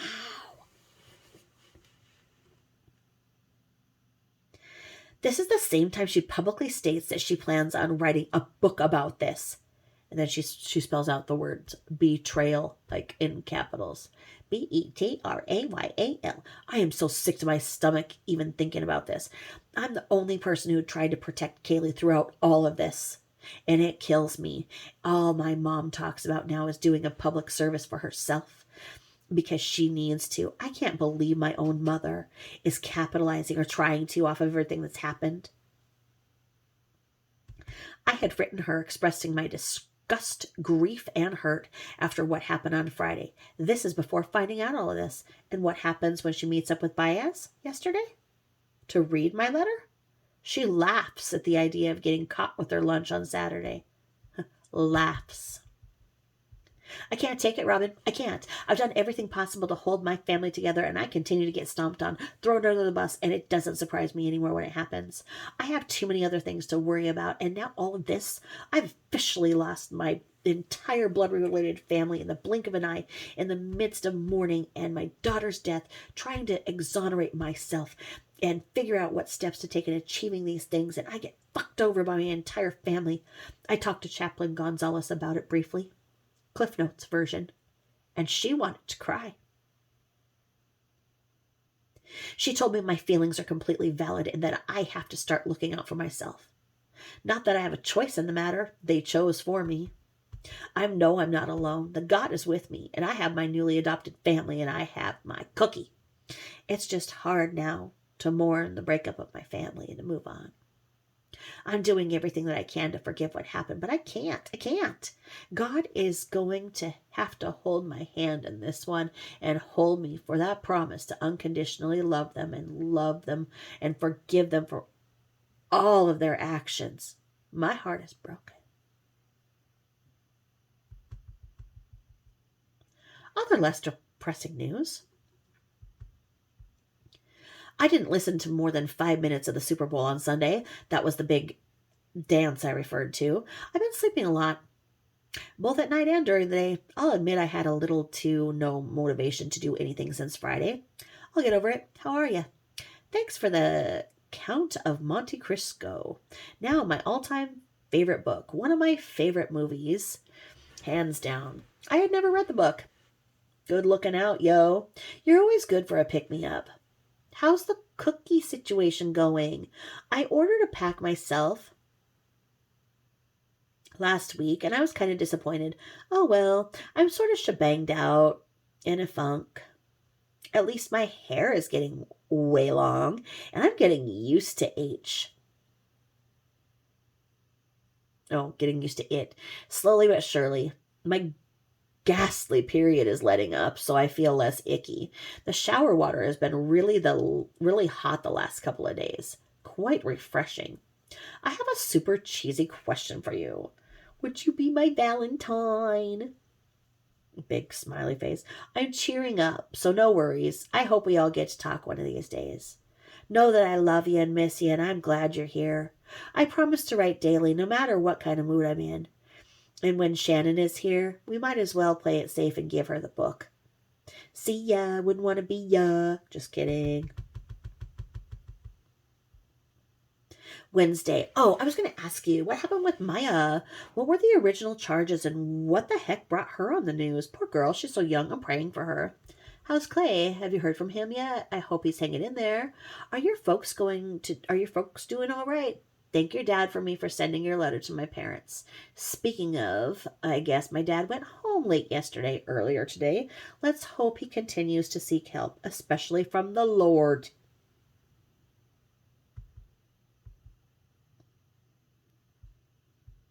Something embarrassing about myself besides me tripping on live TV for the second time. I'm extremely accident prone in the most amazing ways. You've also heard about me failing in my cell after slipping while opening my law drawer. Must have been falling. You've also heard about me falling in my cell after slipping while opening my law drawer. You and running into tables, dropping your shoe, I guess you can relate. We're two peas in a pod. When I was 5 or 6, I was at Payless with my mom getting some shoes for school, and I see this lady walk by. She smiles, and you wouldn't believe what popped out of my mouth.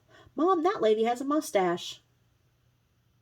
Was my mom ever embarrassed? Whoops, kids say the darndest things. There's a fun one. And here's my question. When did the shaved head and ponytail come back in style? Not that it ever was, but geez. And our banging old witch, yikes.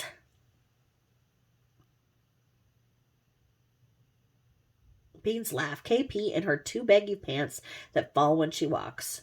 Well, one night I'm sitting on the floor watching TV, and she goes running upstairs, and all I catch is butt crack. It is like these idiots that drove by in a car and pulled over. You cannot help but wander and stare. My eyes. I still have my humor, if not much else. Something to hold on to. Baez told me last night that he's sorry that I never met a man deserving of me.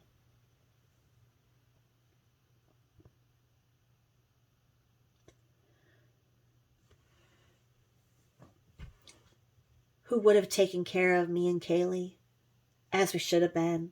I cried, and I told him someday, and he quickly corrected.